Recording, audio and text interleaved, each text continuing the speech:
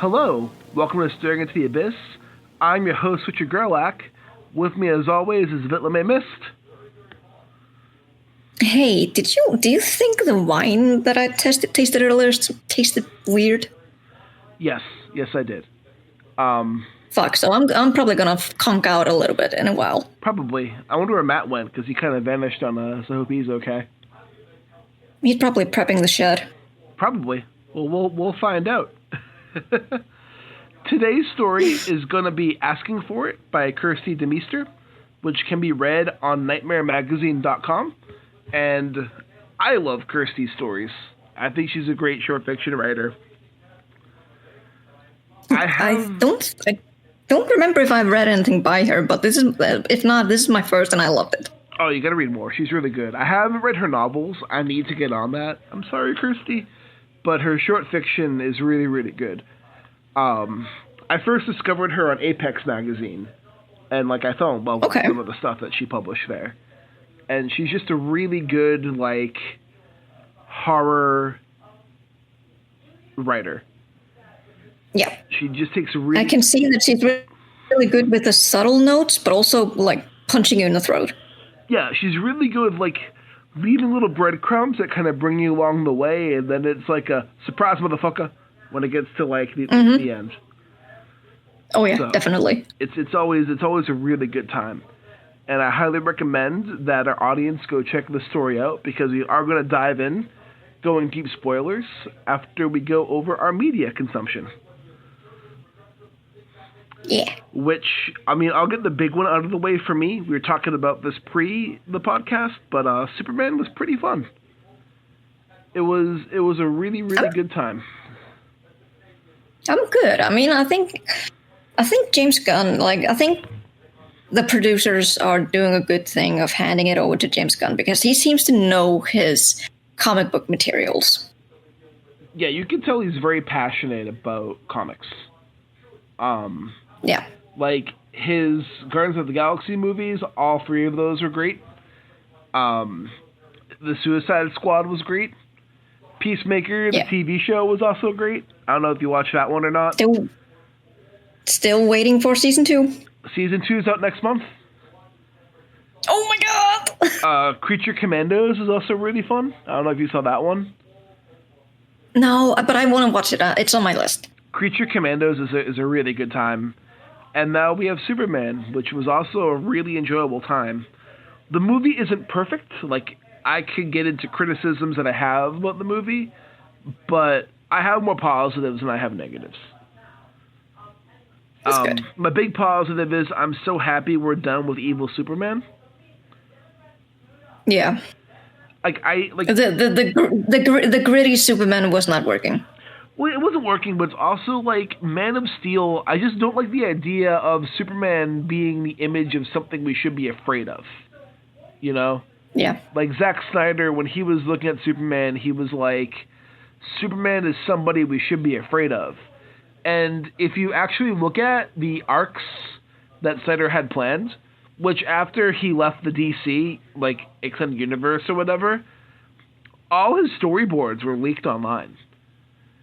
Really? The whole plan for his whole thing was all leaked online. And it was leading up to Superman turning evil and destroying the worlds, and the survivors have to team up and fight against Superman to try to save the world. That's what it was all leading up to. I feel like he kind of watched Brightburn and be like, hey, I can make the adult version. I feel like what he really did was played Injustice and was like, yes, let's take Injustice and try to make it into a whole movie. Yeah. Which, it was a fine fighting game, but it's not, I don't know, I just don't like that take on Superman. I don't mind alternate takes. I'm reading Absolute Superman, and Absolute Superman is a blast. It's the new DC Absolute reimaginings of their characters. And Absolute Superman is essentially Superman as an eco-terrorist. Oh. I love that. The corporation, Superman's parents sent him to Earth because on Krypton, the Kryptonians were mining the planet to death, and the planet was going to be destroyed, and they wouldn't listen to any of the environmentalists who were Superman's parents and the like. So they send Superman to Earth, and a similar thing is happening to Earth, and he's fighting back against these corporations that are mining the Earth and killing people because he wants to protect the Earth and protect people. Like, again, it's a darker take, but it's still Superman is with that idea of helping people, that idea of hope, that idea of that struggle. And I think that's what always makes Superman a great character, when you lean into that a bit more. That's what makes him Superman, you know? And I'm happy this movie went back to that. Like, the movie essentially opens, we have no origin story. It just gives us a text crawl.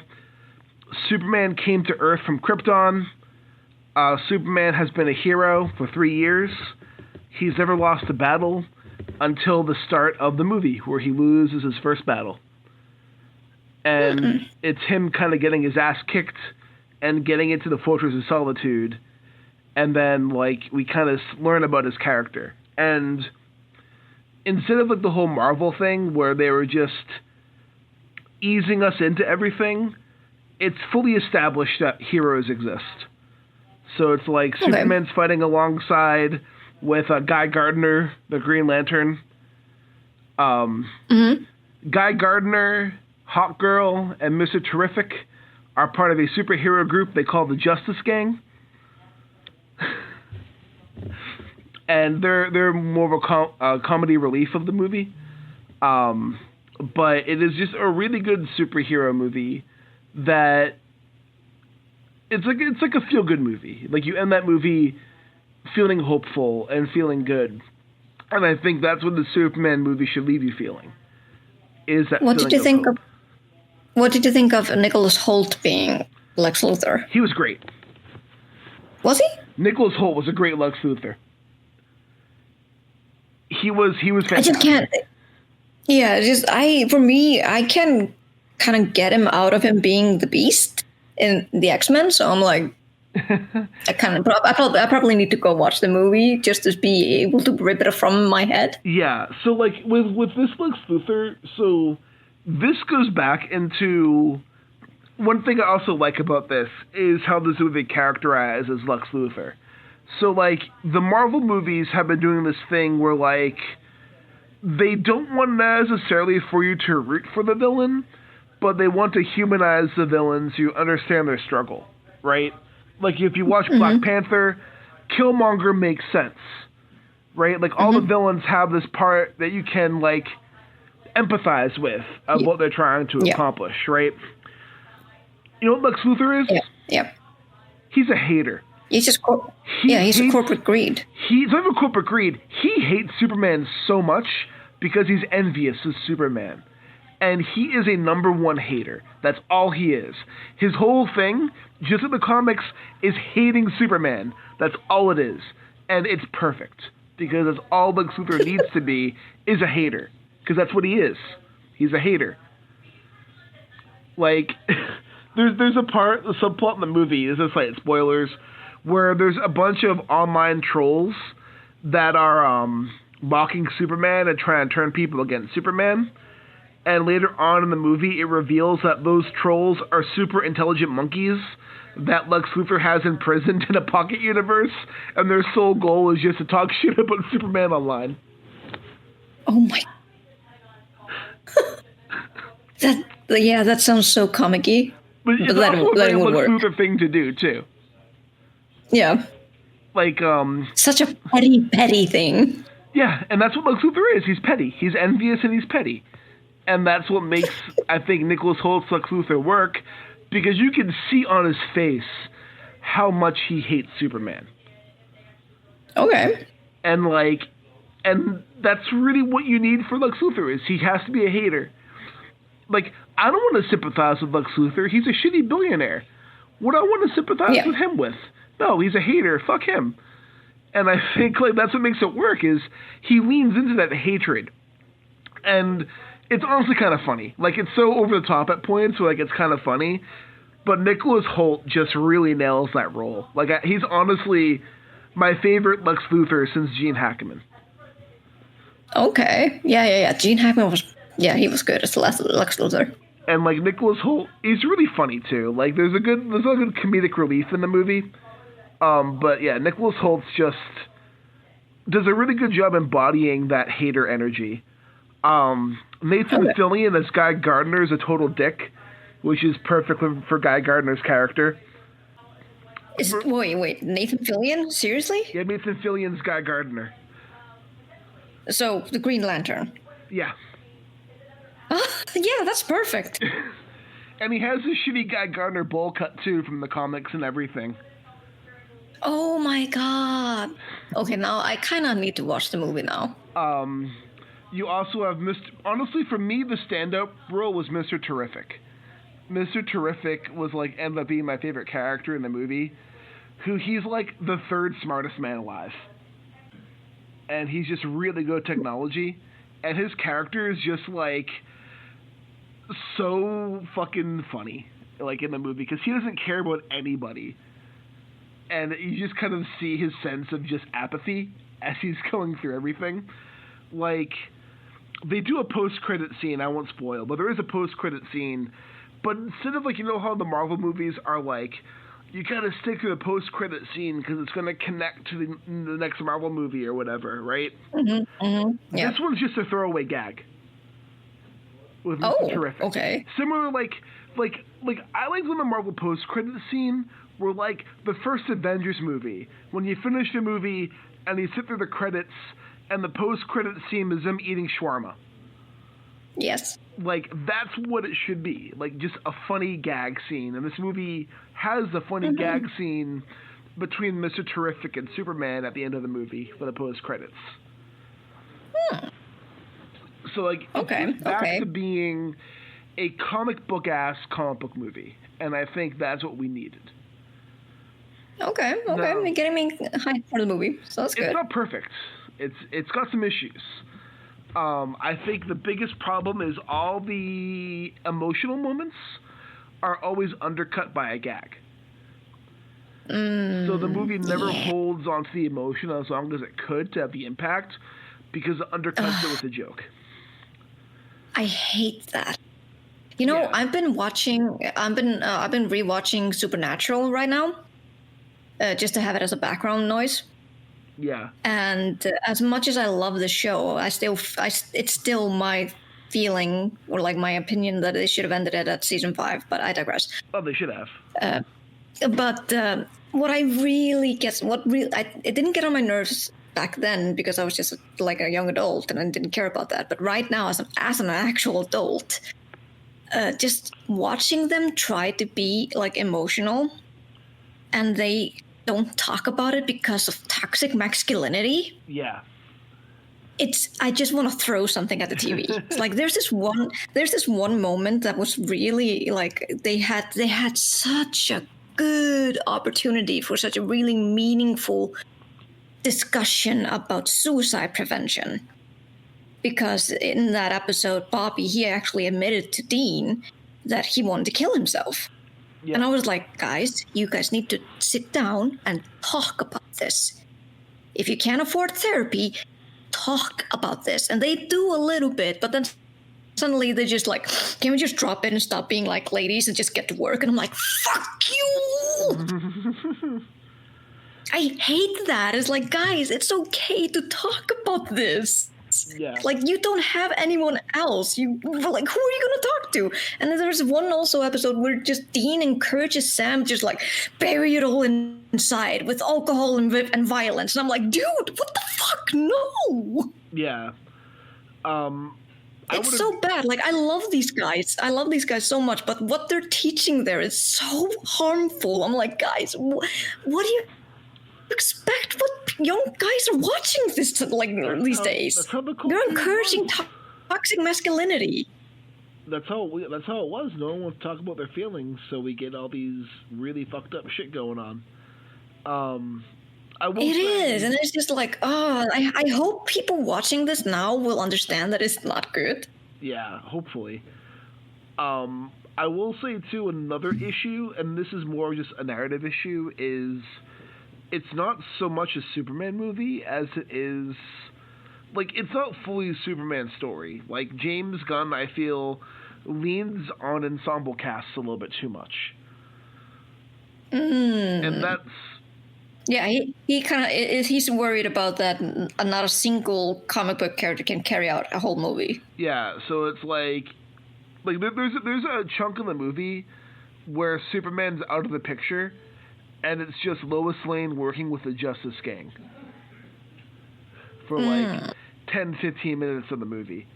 So like there's a little bit here and there where it's just like it would be good to see Superman shine a bit more in a Superman movie. And also, Superman gets his ass kicked a lot. Which I think humbles Superman a little bit, or at least for the audience. But I know some people would be like, he's Superman. He should kick everyone's ass at this point. Where it's like, that's not really the point of Superman. But he does have to get down to situations a lot in this movie. And the other thing I will say is Krypto's adorable. He is a very unruly and untrained dog. And he's a big heart of the movie. And also, I liked the characterization of Superman's parents as well. His Earth parents, not his Krypton parents. There's actually a plot device that kind of pisses some people off with how they handle Superman's Krypton parents in the movie. Okay. Which is, I won't spoil too much, I'll just say, it's the same deal where Superman crash landed on Earth, and he has a message from his Krypton parents telling him that they love him, and that they're sending him to Earth because Krypton is dying, and the sun of Earth will make him stronger because he's Kryptonian, and that he needs to be a savior to humans on Earth. But then the second half of the message is messed up. So Superman only ever hears that first half. And then I won't get into too much, but I'll just say the second half of that message gets revealed, and it's not good. It's actually quite bad. And it's something that turns a lot of people against Superman in the movie. And it's something for Superman's character that he has to overcome and reconcile with. And it brings up that question is like, are you your parents' child, or are you your own person? Like, are you the person that your parents want you to be, or are you the person you are because of the circumstances you grew up in? Okay. And, like, I think that... sounds intriguing. Is what?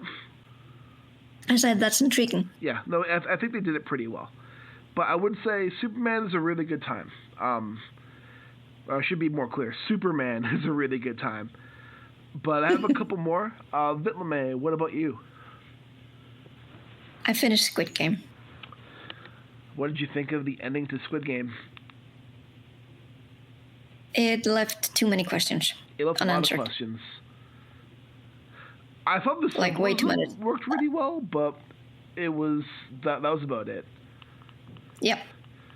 And I think that the little side stories, they weren't connected enough to tie all the loose ends together. No. And I also think, like, the character arcs of the season were more unsatisfying than the first season. Yes. But I will say, like, the director even admitted he did seasons 2 and 3 for money. Because he didn't get much money from the first season. Despite how successful it was, the contract he signed was bullshit. Yeah. Oh, I feel bad for him. That sucks. Netflix made most of the profits of Squid Game Season 1, and that's why he came back for Seasons 2 and 3, was so he could make some extra money, because he needed money. Oh, no. Wow. Which I think fits in the plot of Squid Game pretty well, honestly. Yep, it does. Jesus. But I did like the idea of, like, the baby being born in Squid Game, which is kind of silly that they gave birth to a baby in the Squid Game. But I like the symbolism, the idea of, like, we're all born into this. Yeah, like, but at the same time, I hate the baby trope. Oh, it was so silly. Like, I thought symbolically it worked well, but like, plot-wise, it didn't work well. Yes. Like, I understood exactly. the symbolism of what they were saying. I thought that was good. Yes.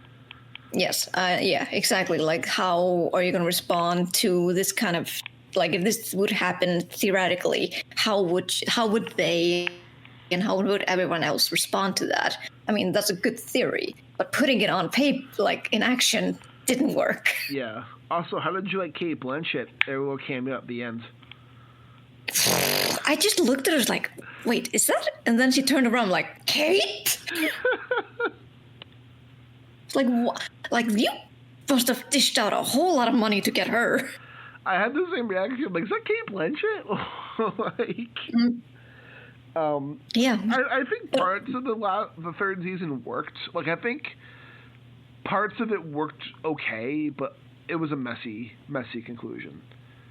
It really was. I bawled my eyes out the first 2 episodes. Honestly, I'm not gonna spoil the deaths because, but I have a pretty good feeling that people are gonna know who will be left alive. But those deaths, especially in the second episode. Yeah, that was a brutal episode, honestly. Like, one thing I'll say about the season is the games they played were good. Yeah, they were awful. Like, they were awful, but all the games they had the people play, like, those were really well thought out plot wise. And yeah. They were like, the stakes were higher. Like the hide and seek game had me on the edge of my seat the entire episode. Same. And the jump rope one as well was wild. Yeah. But at the same time, like that episode, while it was a really good one, the one poignant death in that, despite me crying for those 2 characters that I feel died unnecessarily and brutally, I might add, I felt that person's death was like, yeah, and then and then they had like a pretty death as well. Yeah, I mean, the thing is, like, after like the 3 characters die, all the other characters that are going to die are characters that you kind of already hate. So you're just kind of waiting to see them die.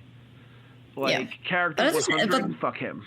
Like, yeah, but at the same time, I felt like he deserved a way more brutal death. Oh, he did. I wish he would have gone out in a knife one, honestly. Mm-hmm.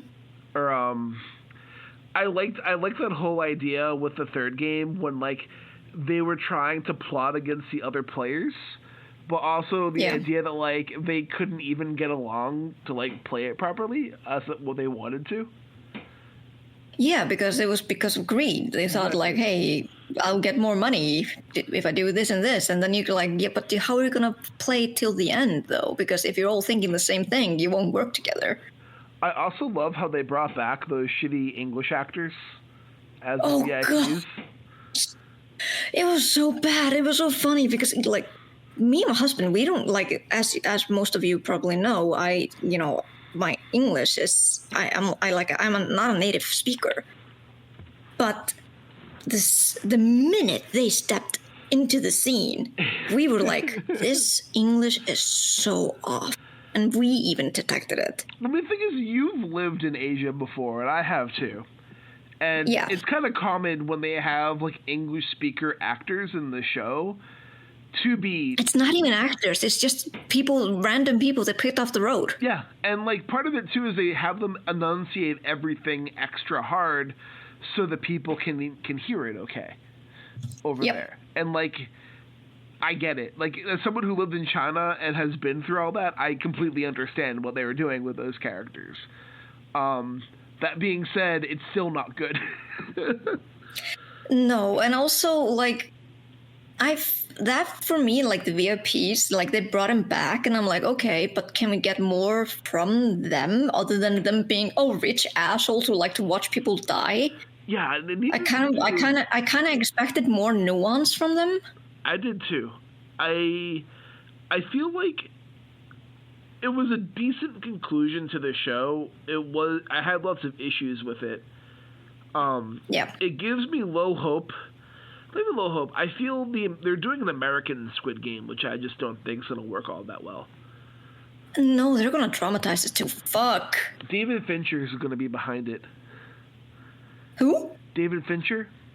He did Mindhunter. He did... No wonder Kate Blanchett was there. Yeah, like David Fincher, like he's a really big director, but he's supposed to be the one behind the American Squid Game. I love Mindhunter, and I would rather petition for him to finish that fucking series. It's not his fault Netflix canceled it on him. I know, but if I was him, I would put it in a clause like, okay, I'll do the fucking American Squid Games as long as I get to finish Mindhunter. Because Mindhunter needs a season 3. It does! Like, that show was so fucking good.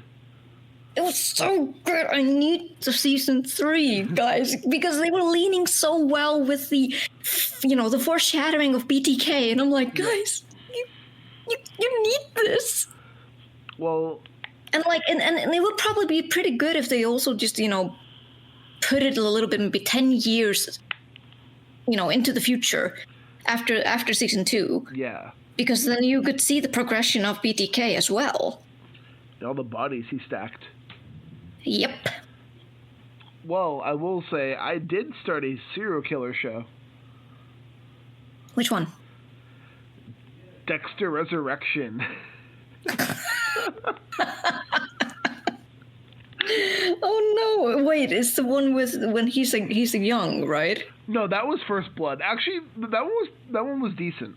The prequel series First Blood, when he was younger, that was actually decent.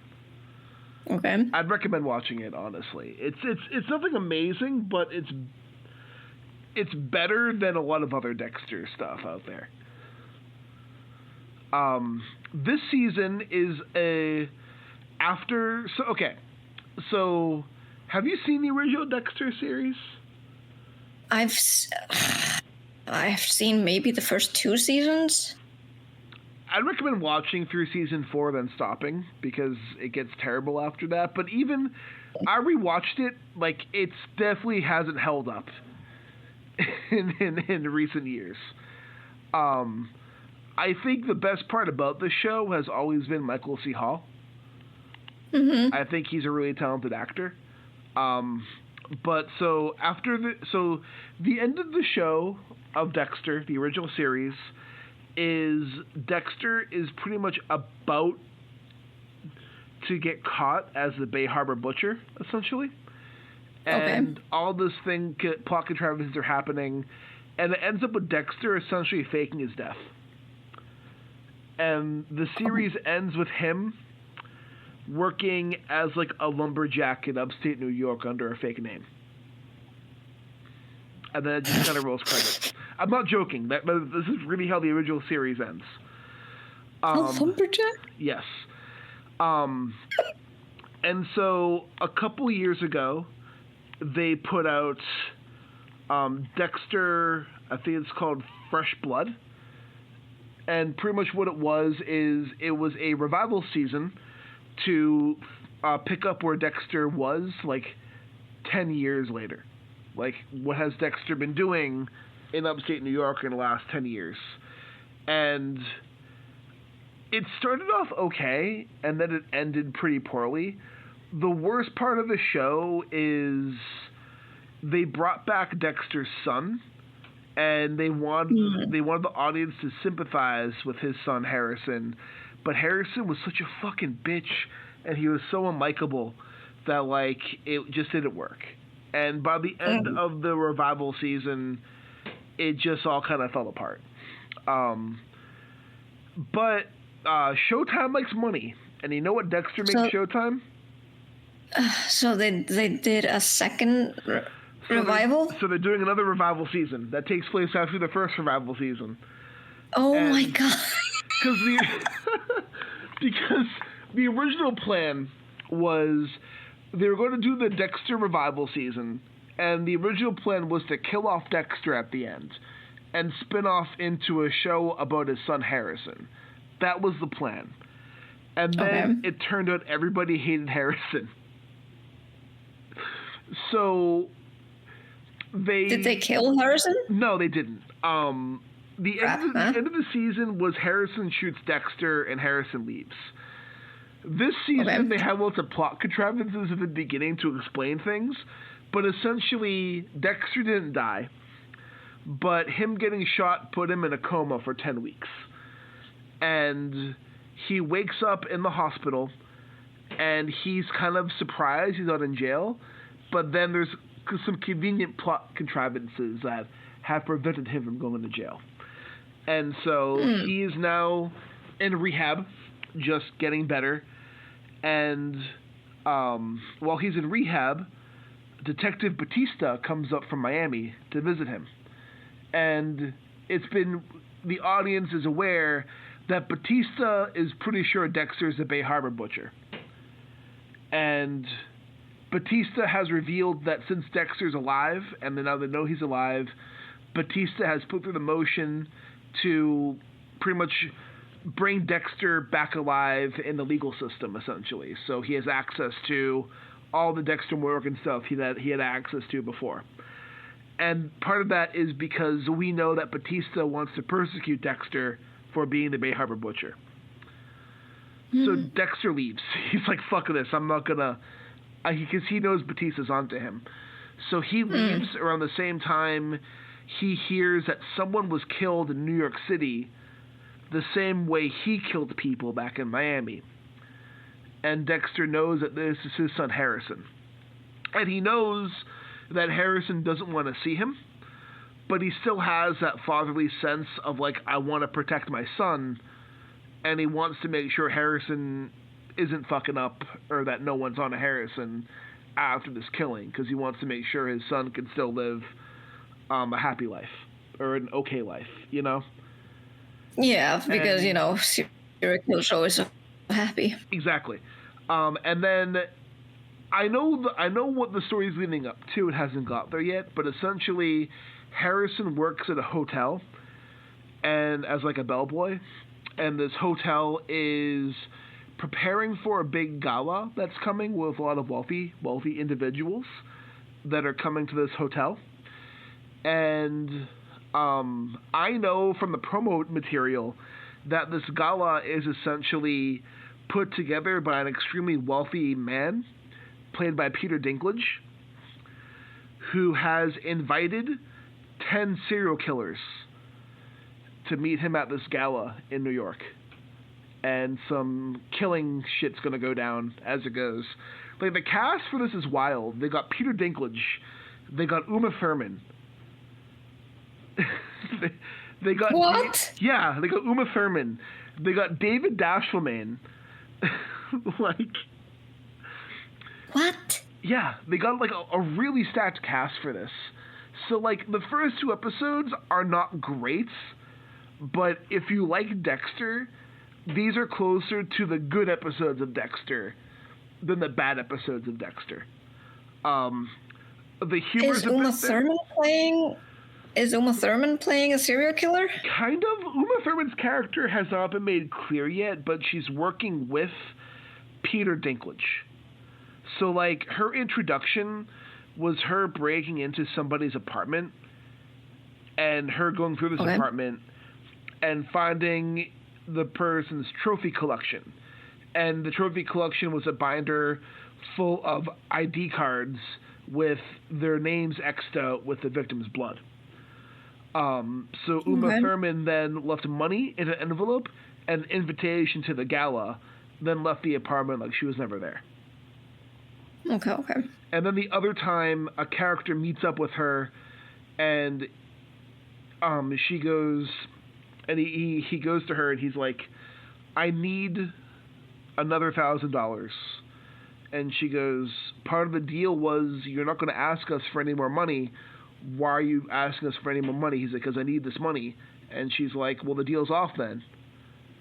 Like, we agreed you can't ask us for this, so we're cutting you off completely. You're done. And then he grabs her arm, and she had his murder weapon, which was a baseball bat full of nails. He grabs her arm, she turns around and just fucking hits him in the head with the baseball bat. And so that's all we've seen of her so far, but she seems to be, like, working with Peter Dinklage's character, who we haven't met yet. I just saw he's in the show from the promo material. Okay.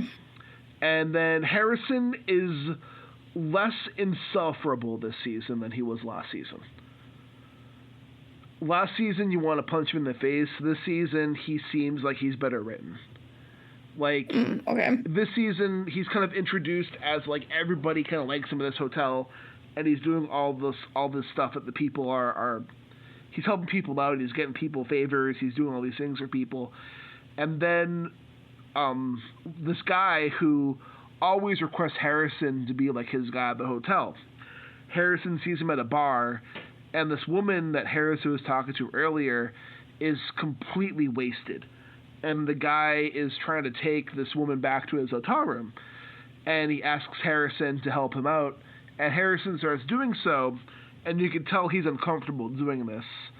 And then the guy's like, don't worry, she's okay with this. And you can tell the girl's, like, really fucked up. And she's like, I'm okay with what? And you can tell Harrison is just, like, not comfortable with this. And so they get into the hotel room. The guy goes in the hotel room with the woman. Harrison starts to leave, and you can see he's really conflicted. And then you hear the woman start yelling no, and Harrison opens the hotel room and sees the guy trying to sexually assault her. And Harrison shoves the guy off of her. The two get into a fight, and then Harrison, like, beats him senseless. And the guy's like, okay, you win. I'll let her go. She can go back to her room. And then Harrison lets his guard down. The guy's like, there's always more like her anyway. And then Harrison grabs the toilet lid cover and just fucking caves his head in with it. Okay. So then it's like, okay, Harrison's, like, still has that violent anger that he had in the first season, but it seems like it's a bit more directed into this interesting confliction that he has as a character, which I think works better than him just being an insufferable bitch in the first season of the revival. Like, literally, the first season of the revival has him wanting to kill somebody, and he befriends this bully kid, and then tries to convince a bully kid to stick up to himself and bring a gun to school and shooting his bullies, only for him to want to kill this kid before he does so he can look like a hero. That's his characterization in the first season. Like, it wasn't good characterization. So I feel like they're fixing that up a little bit for this season, but 2 episodes in, I'd say good, not great. Okay. And I got, like, one more, but you can go on, and then I'll do one more, and then we'll go on to the story. Yeah, I forgot to mention last time that I actually did see, like, I've watched 2 A24 films while we were in Portugal. What 2? First one being The Death of a Unicorn. How was that? And the second one was Opus. I am sorry. I mean, it was okay. Opus was okay. I mean, I liked John Malkovich, but they really could have, done a second draft on the script. I thought everyone in Opus was wasted. Like, Opus was a really talented cast that felt completely wasted with that material. Yeah, I agree. Like, it was an interesting concept, but they didn't explore the cult aspect of it enough. Agreed. So I was like, you should have researched a lot more cults before doing this kind of movie. How is Death of a Unicorn? I haven't seen that one yet. I enjoyed it, though I will say that Paul Rudd was wasted in that. I felt like, as much as I love Paul Rudd, he's such an adorable goofus. He was completely unnecessary in that film. He actually got on my nerves the most. Really? And that's funny considering that the family that they were visiting there up in the Alps, I can't remember where it was. They were like this kind of rich oligarch pharmaceutical company family or something like that, and you were supposed to hate them. But I was like, yeah, I do, but judging by the fucking decisions by Paul Rudd, I hate him more. But the unicorns were so terrifying. I loved how they made them scary instead of pretty. They actually reminded me of aliens, like the xenomorphs. Oh, nice. And there were actually, I think, like when I was watching it, I felt like the screenwriter probably was inspired by Aliens, like Alien 2, because some of the scenes where they are like stalking the people, I'm like, this is alien behavior. This is xenomorph right there. And the deaths were gruesome. I loved that. Just getting mauled and impaled by a horn of a unicorn, it was amazing. Hell yeah. Honestly, you need some gruesome deaths. Oh yeah, especially when you're sprinkled in with this kind of behavior. And I love the fact that, you know, a lot of like these kind of lore that people think that unicorns are pretty and they're embodiment of good. And then I always turn back to the episode of Gravity Falls and I'm like, no, they're assholes. They hate you. I was thinking of Charlie. And they will do anything to make you feel pity. I was thinking of Charlie and Candy Mountain. You never seen Charlie the Unicorn? The last unicorn? No, Charlie the Unicorn. The YouTube cringe video from like the mid 2000s. I don't think I've seen that. I am going to send this to you. It is cringe. But it was when 16, 17-year-old Richard thought this was the funniest thing in the world. So you can watch it later. But I'll send it to you. Okay.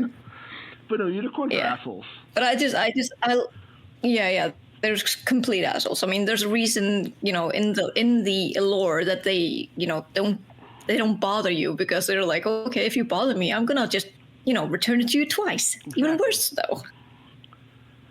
Well, I'll have to check. And they do, and they do show that in the movie. So I'm like, yeah, nice. It's good. I'll have to check out Death of a Unicorn. Besides, I recommend it. It was fun. I'm still reading the same book I was on. I'm like 25% into the second Sun Eater book, but that series is going really strong. But my last thing is, I have been playing Death Stranding 2 for the last month. Yeah, this game's amazing. It is the most Hideo Kojima thing ever made. I'm still playing Digimon Survive, like when I told you that it was like a little bit sprinkled with horror. Yeah.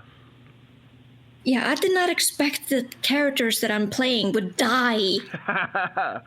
How gruesome are their deaths? I wouldn't say gruesome. They're dark. Interesting. Like super dark. I'll have to play that. Like one of the guys that actually just like straight out kills himself, and I'm like, what the? It's like, dude, I was training your Digimon. What the hell?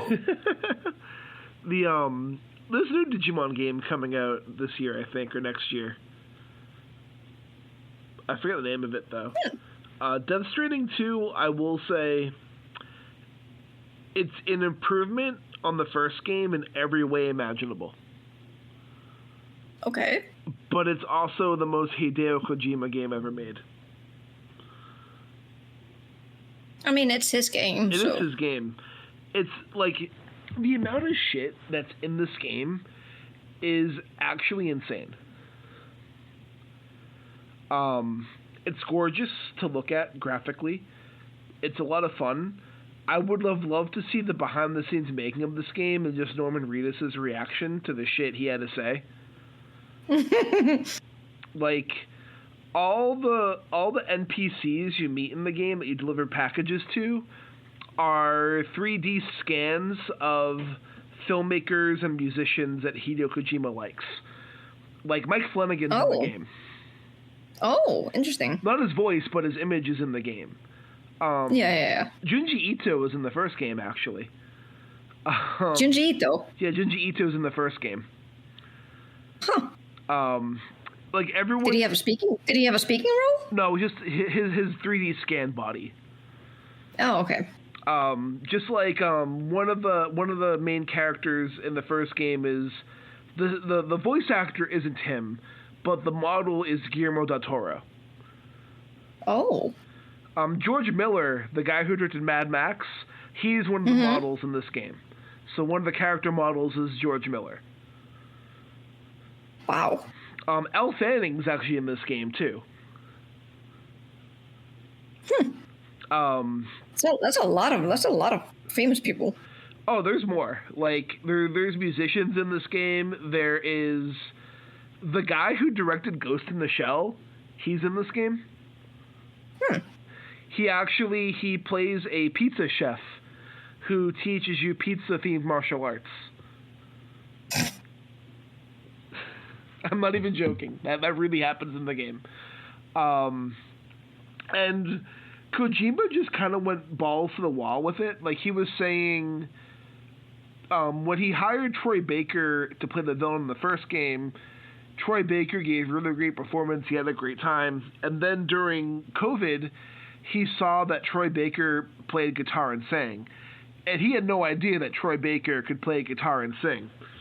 So, what does he do when he brings Troy Baker back in the second game?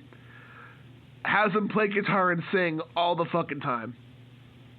Like, literally, Troy Baker's character is the main antagonist, and he opens this game quoting the Talking Heads. And there's also a battle where he's using his electric guitar that shoots lightning bolts out of it that doubles as an axe. What? Yes, he has a guitar that shoots out lightning bolts, and the guitar also doubles as an axe. Like, Kojima's just insane. And this game is just the pinnacle of, like, everything he wanted to accomplish in the first game is expanded to this one. And it's just a really great experience. And there's also one of the NPCs you meet in the game. In the game, she's called the Data Scientist, but she's modeled after a famous Japanese VTuber. And Kojima got the VTuber to also be the voiceover for her in the game. And she constantly says things like Peko and Pekora and like all these other kind of cute Japanese phrases that have no meaning, just they sound cute. And so there's an item you get in the game, which is a rabbit-themed hat. And then if you put it on, it makes Sam Bridges randomly say, Peko and Pekora, and all the same cute phrases. And I just want to see the behind-the-scenes of Norman Reedus being like, what the fuck is this?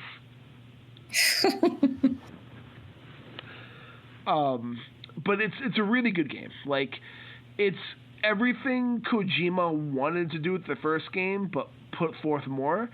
And I don't know, I feel people like to troll on Kojima for like his long cinematics or what he does with his games, but he has such a unique vision when it comes to the games that he wants to make. Well, that's good. And I'm intrigued. I know his next game's a horror game that's called OD, and he's working on that with Jordan Peele. Oh shit. So that should be interesting. Yep. But let's dive into this short story. Yeah. Asking for it. Asking for it. You could say that he was asking for it. Okay, I'll stop there. This is a really, really, really good horror story. Yeah. Like, I just like a nice, mean horror story with teeth. And yes, I said that on purpose. I just like a nice, mean horror story that has some teeth in it. You sympathize with the character a lot. And the way that Kristi DeMeester is able to just give us enough foreshadowing to keep the tension works really well. Yeah. I also really like in the way she describes, how she managed to let the narrator describe this guy Calvin. So the narrator is on a fourth date with this man called Calvin. Yes. And I just really like the way she describes him. It's like it's in a really apathetic, non-emotional way. She's just basically silently observing him like a project. Yeah, well, she's also observing him as if he's prey. Yeah, same too. It's just there's this one sentence here that I really like. Like when I look at him, I think of milk instead of blood, and that just creeps me out. I like this little part right here. It's not the same thing, but if you think of it in the whole thing, it's like his teeth are small, round instead of sharp, the way I like. Yep. And it's just like these little things that just kind of like it gets you unnerved, you know. You're like, oh, I think I know where this is going, but at the same time, like I'm intrigued to see where this will go. And from the beginning, you get the sense like her sinister nature, right? Like we have, I don't tell him about the little knife I keep under my pillow, right? Mm-hmm. I don't tell him, like, the story does have some self-harm. I will say that. The story does get in some pretty dark places, but we get the sense, too, like, she has so many secrets that she's keeping to herself. And we get that internal reflection of her, which also just makes him feel more like prey. Yeah. But it's also like but also I love the fact that, you know, the answers she gives him to us who are, you know, well known in the horror sector. We know that these are like not the normal answers she would give. Oh yeah. To a man, but it's also these kind of like almost innocent looking that a man would kind of dismiss it. Yeah. So I'll just talk a little bit about it goes pretty fast into the story itself, but like how the story starts, like I said, the narrator is on a fourth date with Calvin, and she is kind of like thinking to herself if they would ever become, you know, a genuine couple. And they are talking about things that, you know, that I would think would be a good discussion point, you know, during a fourth date. Yeah. So, like, they're talking about, you know, they believe in ghosts. And they talk about these kind of supernatural thing. And it's like, and she kind of steers it in a weird, like, in my opinion, like when I like was reading, I was like, yeah, this is not something you would probably discuss. But at the same time, it's intriguing enough that, you know, the date wouldn't, you know, hint at something sinister. Yeah. Especially the part when she says, like, I used to pray every night. My dad sitting beside me to make sure I was keeping right with the Lord. You know, thinking, thank you for our blessings. Please watch over us. I can go through a day. It's the whole song and dance. And like she's pausing there. And I think for that, she's kind of probably waiting for him for like some kind of response from him. Yeah. But then she continues and she's like, nah, but he left after the house was quiet and there was no more sound. So I'd pray again, just, you know, to ask for a haunting. And, you know, he laughs, but I'm still like, I'm thinking like, are you laughing nervously there? Or just like, or kind of like laughing dismissively? Yeah. It's also, too, it's like even at the end of the dinner, it's like, we have finished our food. There's no pretense of dessert. No need for another bottle of wine. I eye my knife, the serrated edge of it, and think of tucking it into my purse, but I keep my hand folded on my lap. Good, sweet girls don't think of knives, or of ghosts, and we are still on our date. Yep. And like that also kind of shows us her intentions of what she wants out of Calvin. Yeah. Which, I don't know, I also think this is a really great, like, perspective that we get of her, because we learn so much of this narrator throughout the story. Yeah. And just definitely. The and way just she or just like things and see things. Yeah, and also just kind of like describing the lengths you'll go for the end result. Yes. And because Because we kind of at the end, we kind of discover that he's not the first. No. He's one of many. Yep. And that, we'll just go to spoilers. I think it's kind of obvious. She's hunting Kelvin. And she wants to bring Kelvin home so she can murder him. And it's kind of like a good take, like reversal roles of, the male predator against the female prey. Yes, instead it's the female predator against the male prey. And she does it in a really good, calculated way. She does. She thinks of everything, and she plans everything down to the smallest detail. And it also, and it's also, didn't you feel kind of like creeped out when he's getting drugged? Yeah. And she just says, "You look pale. Let me help you." And I'm like, oh, it's so sick. Yeah. Like she's pretending to be like maternal, or like just to pretend to be gentle with him right before the throat punch, basically. Yeah. I also like when she takes Calvin into her bedroom and it's just a mattress on the floor. Yeah. And he's like, "The fuck's this?" Yep. Like, that's right when Calvin's like, wait, what is this? But at this point, he's already been drugged, right? So he's done. Like, he's not leaving the situation alive. Nope. But he knows, he sees just enough to be like, "The fuck is this?" Yeah. I also like, too, just the way that, like, she describes how she sees the world around her. Like, where it's like, "I close the door, and what little light there was vanishes, and here under the house there's only dark, only the hitching sounds of breath, and the sudden sensation that the very skin of the earth has slipped itself inside out, a shadowed leviathan set loose among the world that has long forgotten it.